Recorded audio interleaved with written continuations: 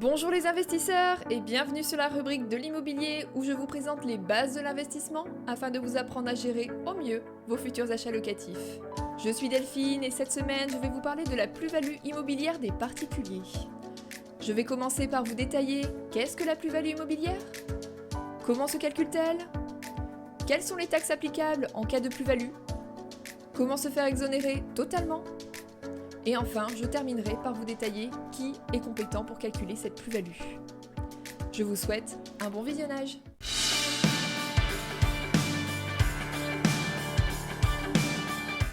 Mais alors, qu'est-ce que la plus-value immobilière des particuliers? Une plus-value immobilière est la différence entre le prix d'acquisition d'un bien immobilier, qu'il s'agisse d'une maison, d'un appartement ou d'un terrain, et son prix de revente quelques années plus tard. Par exemple, si vous avez acquis un bien à 200 000 € et que vous le revendez quelques années plus tard à 300 000 €, le prix de revente étant supérieur au prix d'acquisition, vous venez de réaliser une plus-value. Cette dernière se calcule comme suit: prix de revente moins prix d'acquisition, soit 300 000 € moins 200 000 €, soit une plus-value 200 000 €. Cette plus-value est soumise à taxation. Ainsi, vous serez taxé sur la base de ces 100 000 €. Je vous rassure tout de suite, cette taxe ne concerne uniquement que les résidences secondaires, la résidence principale étant exonérée de cette imposition. Cette plus-value peut donc être élevée, voire très élevée, si vous avez réalisé des travaux conséquents sur votre résidence secondaire ou alors que le prix au mètre carré dans la ville où se situe votre bien a fortement augmenté. Mais il se peut aussi que vous réalisiez une moins-value lors de la revente, c'est-à-dire que vous revendiez moins cher que le prix d'acquisition. Vous ne serez donc pas taxable, mais il est important de noter tout de même que vous ne pourrez pas déduire cette perte d'argent sur une autre revente qui aura entraîné une plus-value. Ainsi, chaque vente est indépendante et fait l'objet d'une taxation différente. Mais alors, plus précisément, comment se calcule la plus-value immobilière? Afin de pouvoir la calculer, il faut d'abord déterminer quel est le prix de vente et le prix d'achat. Ces prix peuvent en effet être modulés, ce que nous allons voir en détail. Tout d'abord, concernant le prix de vente. Il vous suffit de prendre le prix indiqué dans l'acte notarié lors de la vente. À ce prix peuvent être déduits des frais sur justificatif. Cela est le cas pour les frais liés au diagnostic obligatoire ou les frais d'enregistrement, etc. Par exemple, si vous vendez un bien immobilier à 300 000 €, vous pouvez y déduire 500 € de diagnostic obligatoire, ce qui vous fait un prix de vente à 299 500 €. Mais attention, ce prix de vente peut être augmenté des sommes versées à votre profit. C'est le cas notamment des indemnités d'éviction. Une fois le prix de vente déterminé, il faut maintenant établir le prix d'acquisition. Il s'agit du même principe que le prix de vente. Le prix d'acquisition est celui indiqué dans l'acte de vente établi par le notaire. Ce prix d'acquisition, quant à lui, peut être majoré. Afin de le calculer, vous devez prendre le prix initialement payé, comprenant les charges et indemnités versées au vendeur à l'achat, y ajouter les frais d'acquisition, incluant les frais d'agence ou de notaire, ou 7,5% du prix d'achat, ainsi que le montant des travaux exécutés sur justificatif, ou 15% du prix d'achat si détention du bien sur plus de 5 ans, plus les frais de voirie, réseau et distribution, les frais d'aménagement pour lotissement par exemple. Pour que cela soit plus clair, imaginons que vous achetez un bien à 200 000 €, que vous avez payé 20 000 € de frais d'agence et de notaire, et que vous avez effectué 50 000 € de travaux entrant dans les postes de dépenses. Le prix d'acquisition s'élèvera donc à 200 000 € de prix initialement payé, plus 20 000 € de frais notaires et d'agence, ou 7,7% du prix d'achat, soit 200 000 € fois 7,5% est égal à 15 000 €, plus 50 000 € de travaux, ou 15% du prix d'achat si le bien est détenu depuis plus de 5 ans, soit 200 000 € fois 15% est égal à 30 000 €, ce qui vous fait un total, sans pratiquer le principe du forfait, à 270 000 € de prix d'acquisition du bien. Il vous suffira ensuite de prendre le prix de vente et de déduire le prix d'acquisition afin de connaître précisément le montant de la plus-value, soit un prix de vente de 299 500 € et un prix d'acquisition de 270 000 €, ce qui vous fait une plus-value de 29 500 €. Le prix de vente étant modulé à la baisse et le prix d'achat à la hausse, cela vous permettra de diminuer le montant de la plus-value, donc le montant de la taxation. Si par contre vous choisissez de tout justifier, il vous faudra préciser des dépenses de travaux. Mais à quoi correspondent-elles? Ces dépenses de travaux sont énoncées au paragraphe 4 de l'article 150 VB du Code général des impôts. Il s'agit des dépenses de construction, de reconstruction, d'agrandissement ou d'amélioration réalisées par une entreprise depuis l'achèvement de l'immeuble ou de son acquisition, dès lors qu'elles n'ont pas été déjà prises en compte dans la déduction des revenus fonciers et qu'elles ne présentent pas le caractère de dépenses locatives. Afin de comprendre précisément ce qu'il faut entendre par ces dépenses, il convient d'en détailler chaque poste. Tout d'abord, les dépenses de construction et d'agrandissement. Par exemple, cela concerne la démolition totale ou partielle d'un immeuble en vue de sa reconstruction, ou encore l'aménagement et usage d'habitation de locaux préalablement affectés à un autre usage. Ensuite, les dépenses d'amélioration.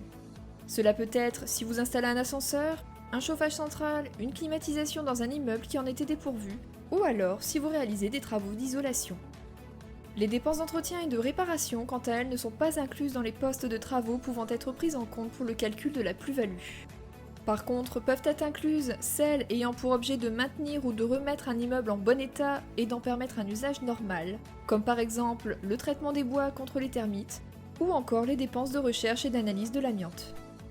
Par contre, il faut noter que sont exclus du calcul les intérêts d'emprunt contractés pour la réalisation des travaux de construction, de reconstruction, d'agrandissement ou d'amélioration, les dépenses qui ont le caractère de dépenses locatives, par exemple les dépenses de peinture, de papier peint, les rideaux, etc.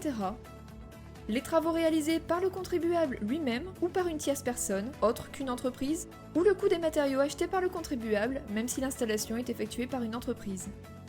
Enfin, sont exclues les dépenses déjà prises en compte pour la détermination de l'impôt sur le revenu. Ainsi, les dépenses déjà déduites du revenu global ou revenu catégoriel ne peuvent plus être incluses dans les dépenses de travaux. Voici donc en détail l'ensemble des postes de travaux inclus ou non dans la majoration du prix d'acquisition. Enfin, il est important de noter que les pièces justifiant les travaux ne doivent être fournies que sur demande de l'administration. Vous n'êtes donc pas dans l'obligation de les fournir, sauf si les impôts vous les réclament. Il est certes important de connaître en détail les postes de travaux majorant le prix d'acquisition, mais au final, comment serons-nous taxés ? Il existe 2 barèmes d'imposition et un abattement progressif en fonction des années de détention du bien. Afin d'être plus clair, concernant les barèmes, la taxation de la plus-value s'élève à 36,2%, comprenant 19% d'impôt sur le revenu et 17,2% de prélèvements sociaux. Il est important de noter que cette taxation pourra même être revue à la hausse si le montant de la plus-value est supérieur à 50 000 € hors terrain bâti, car une taxe supplémentaire s'appliquera. Cette taxe varie de 2 à 6% selon le montant de la plus-value réalisée. Mais cette taxation pourra également être revue à la baisse en fonction du nombre d'années de détention du bien. On parle alors d'abattement. Voici un tableau récapitulatif de l'ensemble des abattements auxquels vous aurez droit. Pour vous donner un exemple, si vous avez revendu un bien détenu pendant 10 ans et que la plus-value réalisée représente 10 000 €, alors vous bénéficiez tout d'abord d'un abattement sur l'impôt sur le revenu de 6% par an de la 6e à la 10e année, soit un total de 6% x 5 ans est égal à 30%. Ainsi, l'abattement se calculera comme suit: 10 000 € x 30%, soit un total de 3 000 €. Vous déclarerez alors en revenu 7 000 €, soit 10 000 € moins les 3 000 €. Mais également, vous bénéficiez d'un abattement sur les prélèvements sociaux de 1,65% par an de la 6e à la 10e année, soit 1,65% x 5 ans, soit un total de 8,25%. L'abattement se calculera donc comme suit: 10 000 € x 8,25% est égal à 825 €. Vous devez ainsi payer les prélèvements sociaux sur la base de 9 175 €, soit 10 000 € moins les 825 €. Il faut savoir qu'au-delà de la 22e année de détention du bien, vous ne serez plus imposé sur les revenus en cas de plus-value immobilière. Et au-delà de 30 ans, il n'y aura plus d'imposition tout court, que ce soit sur les revenus ou sur les prélèvements sociaux. Mais à côté de ces abattements, une exonération totale est-elle possible ? Oui, le Code général des impôts cite précisément les biens ne faisant pas l'objet de taxation. Par exemple, il s'agit de la vente de votre résidence principale, les plus-values réalisées à l'occasion de la vente de biens pour un prix inférieur ou égal à 15 000 € pour une personne seule, 30 000 € pour un couple, les plus-values réalisées pour biens détenus pendant plus de 30 ans, etc.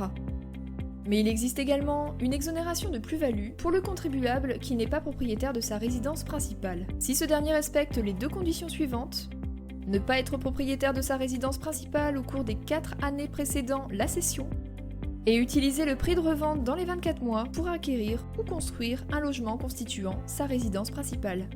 Ainsi, si vous n'avez pas encore acheté votre résidence principale, il s'agit ici d'une exonération non négligeable. Mais alors, au vu de la complexité du calcul, qui s'occupe précisément de cette plus-value? Cette plus-value sera calculée directement par le notaire en charge de la vente. En effet, il est en charge de démarcher l'administration fiscale, de calculer le montant de la plus-value imposable et le montant de l'impôt à payer, d'établir la déclaration fiscale et de payer l'impôt sur la plus-value immobilière auprès des services de la publicité foncière du lieu du bien. Ainsi, le notaire s'occupe des formalités administratives et paye les sommes dues en les prélevant sur le prix de vente versé par l'acquéreur, de sorte que le vendeur perçoive un virement net de toute imposition. Le contribuable devra juste indiquer sur la déclaration de revenus le montant de la plus-value déclarée par le notaire. C'est pourquoi vous ne devez pas tenir compte de l'ensemble des calculatrices ou d'aides au calcul fournies par des sociétés privées. Il ne s'agit ici que d'approximation. Seul le notaire est compétent pour liquider et calculer cet impôt. Il n'est donc pas utile de passer par des organismes privés, l'office notarial se chargera de tout. Avant de terminer, il faut savoir que le régime du LMP, loueur en meublé professionnel, permet d'éviter cette taxation, car vous serez assujetti à la plus-value professionnelle et non des particuliers.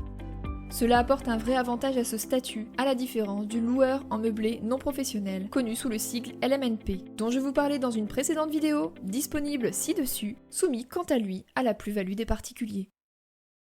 C'est tout pour cette semaine, merci d'avoir suivi cette vidéo. N'hésitez pas à me faire part de vos remarques en commentaire, à mettre un petit pouce bleu, à vous abonner et à partager la vidéo sur les différents réseaux sociaux. Je vous dis donc à la semaine prochaine. Salut les investisseurs!